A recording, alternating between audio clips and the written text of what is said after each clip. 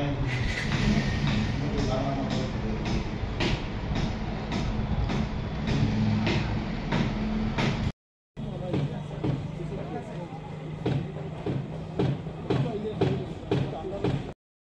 OC সে নতুন, সে তার এই কারণে তার আইডিয়াটা নাই এখানে, মানে পত্রিকা কি তার এই বিষয়টা তার এই জানা নেই যে ওসি এসি লাগাইতে বলে এবার মানুষে করতে থাকে। আমি যে জানাটা খুলবা উঠতে নিয়েছি কথা। আজকে আমরা কৈলাসহর মণ্ডল সভাপতি এবং কৈলাসহর মণ্ডলের অফিস বেয়ারার যারা কর্মকর্তা যারা আছেন সবাই সহ আমরা আমাদের এসডিপিও অফিসে আমরা এসেছি। মাননীয় এসডিপিও সাহেবের কাছে আমরা মিলিত হয়েছি। আপনারা সবাই দেখেছেন গতকালকে ফেসবুকে একটা সোশ্যাল মিডিয়াতে আমরা একটা বাইট দেখেছি। সেই বাইটের মধ্যে একজন ব্যক্তি বলছেন যে 1000 টাকায় 4 কেজি পাওয়া যাবে আজকে সকালবেলা, এবং জায়গার ঠিকানা বলে একটা ফেসবুক লাইভ সেই জায়গার মধ্যে করা হয়েছে।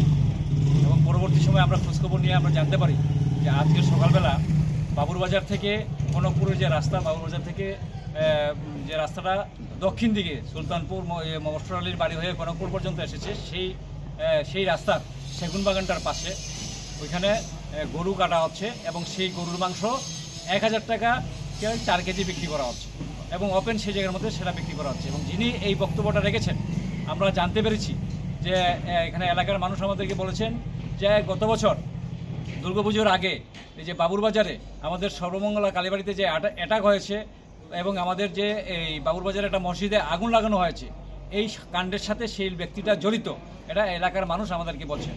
এবং সেই ব্যক্তি নাকি ফেসবুকের মধ্যে সেই লাইভটা করেছেন। এটা জানার সাথে সাথেই আমাদের হিন্দু সমাজের সমস্ত অংশের মানুষের মধ্যে একটা তীব্র প্রতিক্রিয়া সেই জায়গার মধ্যে তৈরি হয়েছে।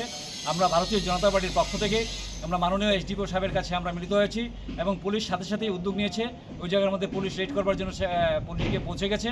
আমরা আশা রাখি যে আসামিকে গ্রেপ্তার করবার জন্য আমরা দাবি রেখেছি। আসামিকে অবিলম্বে গ্রেপ্তার করতে হবে এবং দৃষ্টান্তমূলক শাস্তি সেই জায়গার মধ্যে প্রদান করতে হবে, কারণ এটা ধর্মীয় ভাবাবেগ নিয়ে সেই জায়গার মধ্যে আঘাত সংঘটিত করা হয়েছে।